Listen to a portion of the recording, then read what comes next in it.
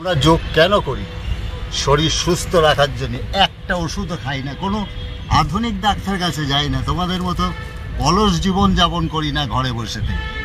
আমরা এখনও প্র্যাকটিস করি এবং বলশালী আছি, যৌবন ধরে রেখেছি। যদি পারো এসো আমার সাথে। আঙ্কেলের কাছে সবার একটা প্রশ্ন যে আপনার বয়স কত? হ্যাঁ, আপনার বয়স কত? বয়স 70 পার হয়ে গেছে, 71 চলছে। এসো। অনেকে বলে যোগব্যায়াম কাজ করে না, কেন? যোগব্যায়াম কাজ করে না, যোগ করতে হয় ঠিক মতো করে। যোগাযোগই করতে পারে না তো যোগ শিখবে কি করে? অসভ্য চরিত্র নিয়ে যোগ শেখানো যায় না, সভ্যতা নিয়ে শিখতে হয়। সৎ হও, তবে গা যোগ শিখতে পারবে। সৎ চরিত্রবান ছাড়া অসৎ চরিত্রের মানুষের দ্বারা কোনোদিনও যোগ হয় না। আরেকজন লিখছে যে যোগব্যায়ামের থেকে এলোপ্যাথি ওষুধ নাকি দ্রুত কাজ করে। এলোপ্যাথি বিষ খেয়ে মরা যায় তাড়াতাড়ি, সাইড ইফেক্ট ভয়ঙ্কর, সারা জীবন ভুগবে, কোনো রোগই ধরতে পারবে না।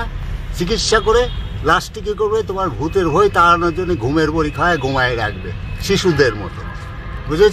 একজন লিখছে দাদু আইবিএস এর সমস্যা।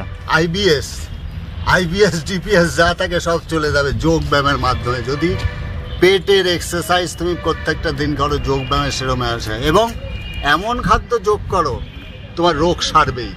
কিন্তু ডাক্তাররা এবং ইউটিউব চ্যানেল বা তোমরা গুগলে সার্চ দিয়ে দেখেছো আইবিএস সারে না, কিন্তু আমার হাতে অনেক রোগী ভালো হয়ে গেছে চিরতরে।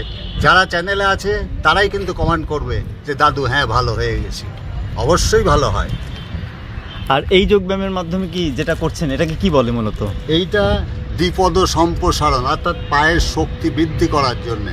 যারা পায়ের দুর্বলতা আছে, সাইটিকা নার্ভের দুর্বলতা আছে, এবং যারা হাঁটতে বহু লং টাইম হাঁটতে কষ্ট অনুভব করে, তাদের শক্তি বৃদ্ধি পাবে কিন্তু এই আসনটি করলে।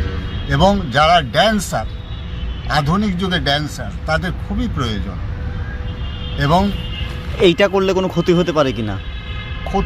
ক্ষতি বলতে দেখা যাচ্ছে কারোর পা এতটা ফ্লেক্সিবল না, কিন্তু সে চাপ দিচ্ছে। আগে তো শিখতে হবে।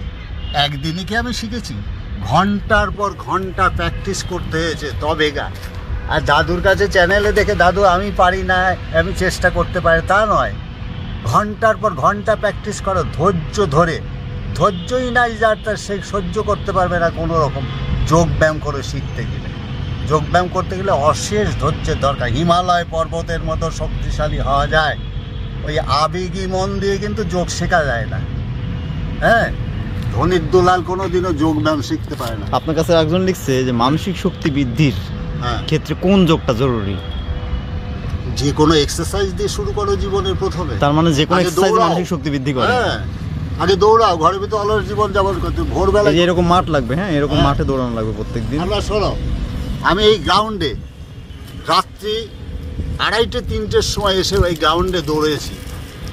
সারা শহর আগে চক্কর মেরেছি, 4-5 কিলোমিটার দৌড়ে এসে এই গ্রাউন্ডে আরও 8 পাক লাগিয়েছি। সেই গ্রাউন্ডটা দেখাও, গ্রাউন্ডটা কত বড় বন্ধুরা দেখতে পাচ্ছেন। 8 পাক।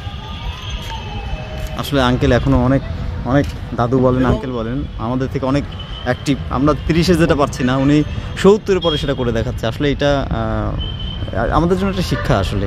জি, কনকনে ঠান্ডা, হ্যাঁ, অন্ধকার কুয়াশা, কেউ নেই এই গ্রাউন্ডের ভিতরে, আমি দৌড়াচ্ছি। লোকে বলে ভূতের পায়ে, হ্যাঁ ভূত, আমি আর এক ভূত। হ্যাঁ, আমি আর এক ভূত। ভূতের কাছে কি আসবে? খুব বেশি হলে পেতনি আসতে পারে। আধুনিক পেতনি এসে সাহস পাবে না, কারণ দাদুর কাছে ক্ষমতা আছে মালিকের।